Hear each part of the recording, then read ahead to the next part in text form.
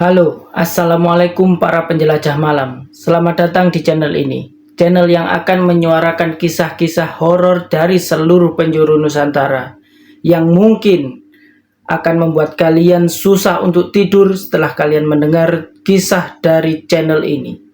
Jadi, jangan pernah nonton channel ini sendirian. Oke, sebelum kita masuk ke ceritanya, kita intro dulu. Saat gelap menelan cahaya, suara-suara dari kegelapan mulai berbicara. Selamat datang di Suara dari Kegelapan. Jadi cerita kali ini berasal dari teman kita yang sebut saja namanya Dwi. Dwi ini adalah seorang perawat. Dan kisah ini bukan sekedar kisah lama yang dikarang-karang, melainkan kisah yang benar-benar dialami dan terjadi oleh Dwi sendiri. Nah, kisah ini terjadi pada tahun 2012 lalu di sebuah kota kecil yang berada di daerah Jawa Timur. Jadi waktu itu, Dwi sedang melaksanakan PKL atau praktek kerja lapangan di sebuah rumah sakit yang sudah cukup tua. Katanya si Dwi, rumah sakit ini banyak menyimpan cerita-cerita aneh. Jadi, apa kalian sudah penasaran? Ingat, jangan nonton kisah ini sendirian. Oke, kita gas langsung ke ceritanya. Nah, rumah sakit ini dulunya adalah bekas asrama Belanda. Bangunannya itu masih banyak yang asli-asli. Banyak dinding-dindingnya masih tebal, tetapi catnya itu banyak yang sudah mengelupas. Dan juga banyak lorong-lorongnya. Dan lorong ini setiap orang yang melewati, katanya si Dwi, setiap orang yang melewati lorong ini akan merasa seperti merinding gitu. Terutama di malam hari. Bahkan tetapi, kata si Dwi, justru yang paling Dwi ingat bukan lorong-lorong itu, tapi sebuah taman kecil yang terdapat pohon beringin yang berada di belakang bangsal rawat inap. Nah, disitulah ceritanya Dwi yang sampai sekarang nggak bisa Dwi lupakan. Nah, suatu hari Dwi ini kedapatan jaga shift malam bareng teman sekamarnya yang sebut saja namanya Wulan. Nah, pas jam 2 dini hari, mereka berdua nggak sengaja dengerin suara tawa kecil. Mereka kira itu adalah suara dari salah satu pasien atau keluarga pasien yang sedang dirawat di salah satu ruangan rawat inap tersebut. Nah, karena penasaran akhirnya mereka ceklah ruangan itu. Ruangan 1, ruangan 2, ruangan demi ruangan mereka cek. Ternyata di dalam ruangan-ruangan itu semua pasien itu sedang tidur lelap. Keluarganya pun tidur, ruangannya pun hening, nggak ada apapun. Terlihat nggak ada yang bicara atau apa, nonton HP, semuanya udah tidur. Nah, karena merasa suara itu nggak dihiraukan lah oleh mereka berdua, akhirnya mereka berdua baliklah ke ruang perawat. Pas mereka balik, setelah sampai sana, nggak beberapa lama, mereka mendengar lagi tawa itu. Karena mereka merasa aneh, akhirnya mereka dengarkanlah dengan seksama, didengerin dengan seksama, dari mana sumber suara. Nah, akhirnya mereka itu mengetahui asal suara atau sumber suara tersebut dari mana. Nah, asal suara tersebut yaitu dari taman belakang yang berada tepat di belakang ruang bangsal inap. Nah, setelah mengetahui asal suara tersebut berasal dari taman kecil belakang ruang rawat inap, dengan polosnya Wulan nengok ke arah Dwi sambil berkata, "Jangan-jangan itu suara kuntilanak merah." Seketika Dwi langsung merinding saat Wulan mengucapkan kalimat tersebut. Karena memang beberapa saat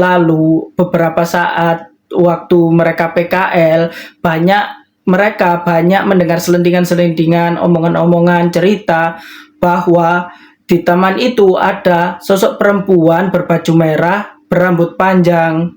Lah, Wulan dengan seenaknya menyebut itu adalah kuntilanak merah. Ceritanya, waktu itu ada seorang perawat yang dilecehkan oleh seseorang yang nggak bertanggung jawab. Dia dihamili, dipermalukan, hingga akhirnya dia nggak kuat mental dan mengakhiri hidupnya di taman kecil itu. Masya Allah. Jangan sampai perbuatan ini kalian tiru ya sob ya. Perbuatan ini sangat tidak dibenarkan oleh agama. Oke, kita lanjut lagi ke ceritanya. Sejak saat itu, sejak kejadian perawat yang mengakhiri diri itu, banyak yang mengaku melihat penampakan sosok perempuan berambut panjang memakai baju merah di taman tersebut.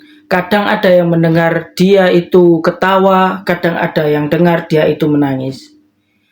Nah, malam itu rasa penasaran Wulan sama si Dwi ini melebihi rasa takut mereka. Karena saking penasarannya sama si sosok ini, akhirnya mereka menujulah ke salah satu ruang yang tepat jendelanya itu mengarah ke arah taman tersebut. Pas udah sampai ruangan tersebut, dibukanya lah jendela itu sama si Dwi. Cekrek lah, ketika Dwi membuka ini, kalian tahu apa yang Dwi lihat? Ya, Dwi lihat sosok perempuan berambut panjang, memakai baju merah, tapi hanya berdiri aja gitu, matung di bawah pohon beringin itu. Tapi beberapa saat kemudian, setelah Dwi sama Wulan memperhatikan sosok itu perlahan mengangkat wajahnya. Lalu sosok itu nengok ke arah Dwi sama Wulan sambil tersenyum. Seketika sekujur tubuh Dwi dan Wulan merasa kaku. Karena menurut tutur katanya si Dwi, sosok ini itu matanya hitam, gak kelihatan, kayak gak ada bola matanya. Terus mulutnya itu sobek sampai ke telinga. Jadi ketika dia tersenyum, nah itu Dwi langsung freeze, Dwi langsung kaku saking takutnya. Nah ketika mereka udah bisa gerak, kayak wah aku bisa gerak nih, gak pakai babi pun, langsung ditutuplah jendela. Mereka berdua langsung berusaha lari ke arah ruang perawat. Lah ketika mereka berlari itu, anehnya ruang rumah sakit itu kayak sepi banget, kayak sepi, nggak berpenghuni sama sekali. Harusnya kalau ada yang berlari, otomatis beberapa orang pasti kan kedengeran, kok lari-lari sih di rumah sakit. Nah ini tuh pas Dwi sama Wulan lari, mereka lari, kok kayak nggak ada orang sama sekali. Akhirnya mereka berhentilah sebentar. Lah pas saat mereka berhenti itu, mereka itu mendengar suara langkah kaki cepat dari arah lorong samping menuju ke arah mereka. Jadi arah lorong samping itu tak tak tak tak tak tak gitu kan ya. Lah pas mereka penasaran, kan ini udah deg sambil takut nih. Mereka penasaran, mereka nengoklah ke arah sumber suara langkah kaki tadi. Nah, ketika pas mereka nengok, mereka kira itu mereka akan melihat, kok malah belepotan ya. Maaf guys. Oke, kita lanjut. Jadi pas saat mereka mau nengok ke arah suara langkah kaki tersebut, mereka mengira akan melihat sosok perempuan mengenakan baju merah tadi. Mereka nengoklah,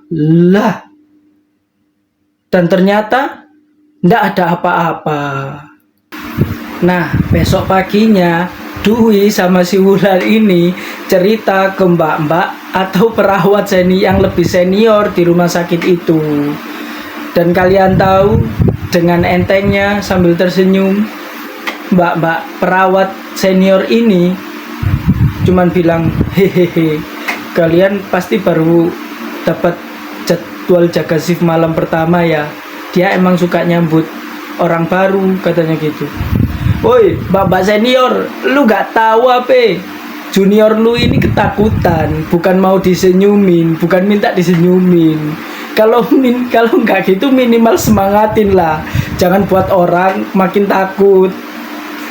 Aneh-aneh aja mbak senior ini. Nah, sejak saat itu banyak kejadian-kejadian yang dialami Dwi sama Wulan. Jadi sejak kejadian itu kadang pada saat Dwi atau Wulan jalan-jalan di lorong itu lampu kadang suka kedip-kedip, terus kadang dengar suara tangis, suara tawa gitu, atau kadang pas mereka jalan itu kayak ada yang ngikutin suaranya tak tak tak tak tak, suara ngikutin gitu. Bahkan ada suatu hari itu tiba-tiba ada pasien itu teriak, wah ada mbak baju merah di ranjangku. Lah si Dwi ini waktu itu pas dapat jaga langsung nyamperin lah ke arah mbak-mbak itu, mbak-mbak yang teriak tadi. Mana ada mbak-mbak baju merah itu tadi saya lihat, katanya si orang yang teriak ini, itu tadi saya lihat ada orang yang duduk pakai baju merah dan rambutnya itu panjang, saya kira perawat, ternyata bukan perawat. Jadi karena saking banyaknya gangguan yang dialami Wulan sama si Dwi, akhirnya Wulan ini memutuskan untuk pindah tempat magang atau PKL atau praktek kerja lapangan. Nah, ya siapa yang kuat kalau tiap hari dikasih kejutan lampu kedip-kedip, kadang jalan ada yang ngikutin, kadang didengerin suara tangis, ketawa. Kalau untuk perempuan ya kemungkinan banyak takutnya. Makanya waktu itu Wulan memutuskan untuk pindah tempat magang aja, tapi enggak dengan si Dwi. Wow, mantap kali kawan kita satu ini, Dwi ini ya, berani betul dia bos. Jadi Dwi ini tetap memutuskan untuk magang sampai selesai di tempat itu, sampai praktek kerja lapangannya itu berakhir di situ. Tapi ya gitu, Dwi bilangnya ke aku, tetap aja ada gangguan, tiba-tiba kayak dia itu dibisikin gitu. Jadi masih banyak gangguan-gangguan yang dialami Dwi selama PKL itu. Ini cuma salah satunya, katanya kayak gitu. Wah mantap kali kau, berani kali kau. Kalau aku jadi kau, mungkin aku cari lagi tempat magang kayak si Wulan. Gimana ya? Aku aja kadang dengar suara itu udah parno merinding sebadan badan. Kau ngalami kayak gitu masih aja magang di situ. Oke, jadi itu tadi suara dari teman kita yang namanya Dwi. Gimana pendapat kalian? Wah, kalau aku ya udah cepet-cepet cari tempat magang baru. Mantap kali teman kita yang namanya Dwi ini guys. Gimana pendapat kalian? Tulis pendapat kalian di kolom komentar. Jangan lupa like dan subscribe juga ya, biar aku makin semangat bikin suara kisah-kisah dari seluruh penjuru Nusantara. Gimana? Apa kalian ada yang pernah ngalamin kayak si Dwi? Atau apa kalian malah ada yang lebih serem? Bagikan cerita kalian atau kisah kalian ke email kita, yaitu suarahororkalian@gmail.com. Nah, siapa tahu cerita kalian yang akan kita bawakan selanjutnya. Sekian dulu dari Suara dari Kegelapan. Terima kasih. Assalamualaikum warahmatullahi wabarakatuh.